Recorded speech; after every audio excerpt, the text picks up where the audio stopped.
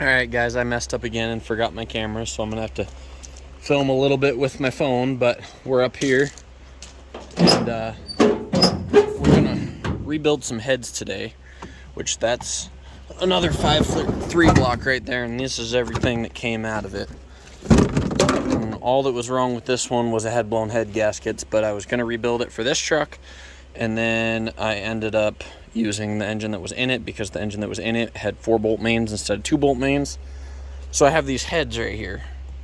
So we're gonna clean them up, put new seals in them, and regrind the valves and make sure they're flat, which I'm pretty sure they are, and then throw them on the old red Chevy all the way over there. So that's what we're doing today. I'm going to try and get a little bit of video, but probably not going to get super in-depth with it because I don't have a lot of storage on my phone because I'm an idiot. So here we go. So I just got all the plugs out, and I noticed this intake bolt is snapped off in there. I'll give you a little closer look at all what we got going. So when I said earlier that it had a blown head gasket, I should clarify, the truck was running really good. When the engine was pulled, it was just super high mileage. And when I pulled it apart, I noticed that on the, it would have been the 5th and 7th cylinder, which would have been, geez, I don't even remember.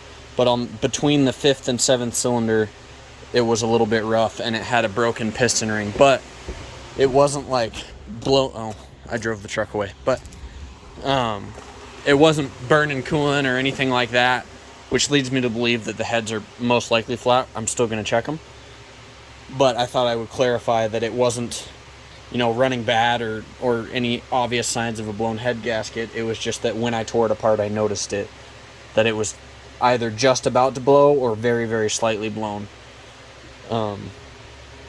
So that's that. So we're gonna get this bolt out, and then we will pull all the valves out, clean the heads really good. I might polish these, I might not, because it's just a stock 350, so there's really not a whole lot of point. At the very least, I'll clean them. So that's that. Thought I'd show you. Alright, we just heated it up with the torch and put some vice grips on it, and it broke loose like right away, and it's coming out nice and easy. So could have been a lot worse. None of the exhaust bolts are broken off in there. None of the other intake bolts are broken off in there. So nice and simple. Look at that.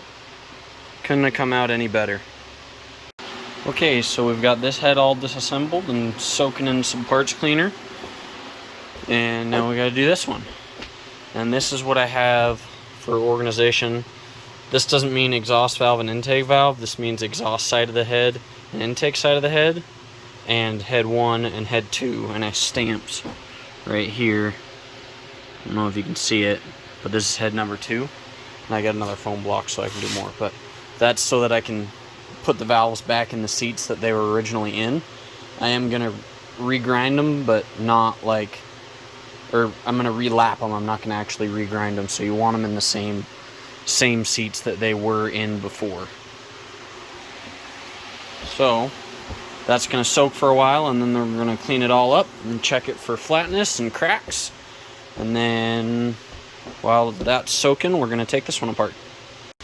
Alright guys, so we got the second head all the way apart. And I am pleasantly surprised about the shape of these valve seats. They actually look like they were in really good shape.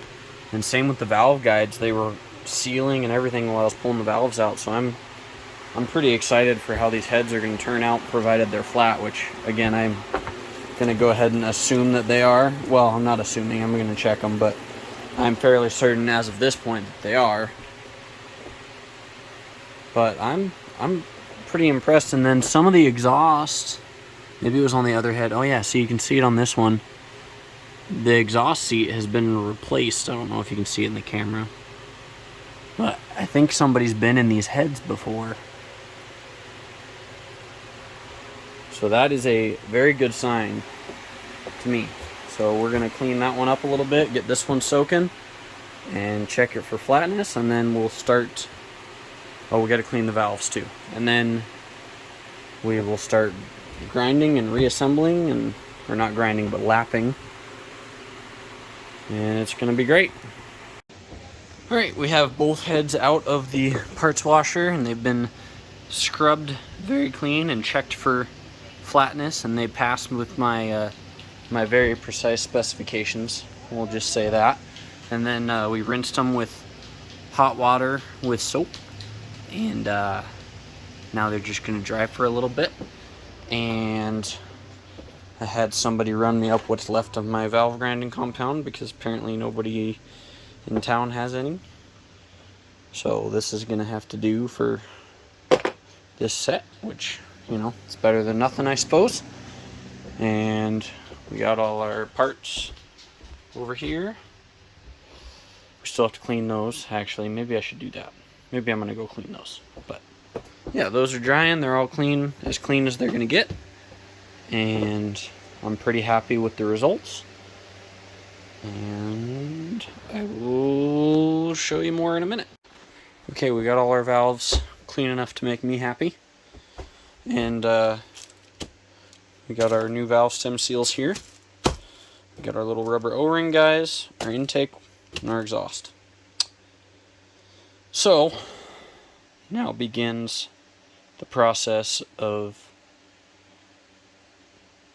all of this, which is just going to be super time consuming and fun. And again, I'm sorry I don't have my tripod or my GoPro or any other camera so that I can videotape me doing it. So I'm just going to have to keep updating you. I will do my best to at least get one of them on video. Okay, so it's getting kind of late, and I just want to have these heads done. So we did some sketchy shit, and I'm not going to tell you exactly what I did, but I will tell you that these heads have been rebuilt before, and the stems for the exhaust valves are larger than the intake valves. And these are the two different seals they gave me, which these are a positive seal, these are just an umbrella seal. And the umbrella seals don't fit on the exhaust valves. And I want to have these together tonight. And I've done it before, and it worked. So I'm doing it again. It involves this drill, it involves these seals, and it involves the valve. I'm not going to tell you exactly what it is, and there's a reason I didn't videotape it either, because it's some sketchy shit, and I don't approve of my actions. So, but this head is all assembled and looking very nice and pretty. The valves are ground, and tomorrow I'm going to paint it and put it on the truck. That one, I'm probably just going to assemble it tomorrow, honestly. I'm not sure. I'm here, so I might. I don't know. It's late.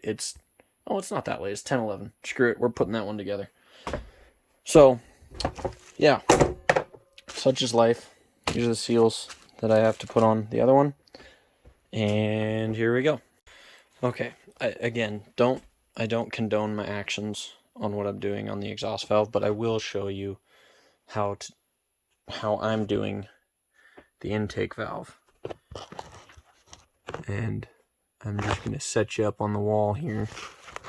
I don't know how well it's going to work. Let's see. Let's try this maybe. Need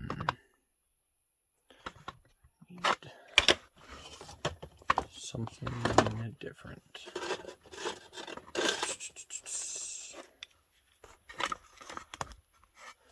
Perfect. Okay. So, if you guys can see, yeah, you can see. Okay. So, this is our intake seal. This is a little stem thing. Stem thing is a technical term. That goes over that guy. Then we take this guy, and it just pushes on. Some people use a socket to push it on. Sometimes you don't have to. If this is the only one that I have to use a socket for, I'm going to be upset. This is the only one that I had to use a socket for.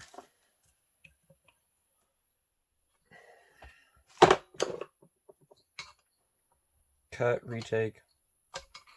Did not go in the way it was supposed to. Okay. Just like that. Bam. Okay, it's on there. You don't need this guy anymore. Now you take your spring.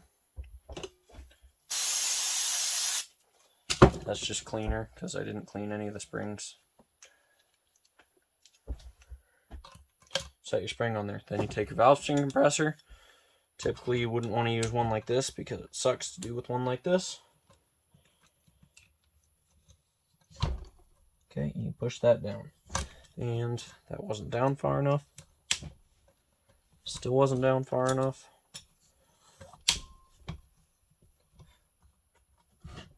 And that still wasn't down far enough.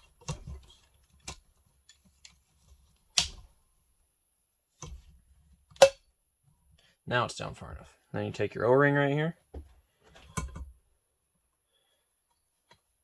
And you squish it over your valve. And there's two notches. The first one is where your keepers sit in it, and the second one is for the seal. So you stuff this guy down in there. The further you have this spring clamped, the easier it is to do this. I still don't have it clamped quite. I mean, I have it clamped far enough, but it would be a lot easier if it was clamped further. And then it'll fall into that notch in there, which I don't know if you guys can see, but it fell into that notch. Okay, and then you take your keepers.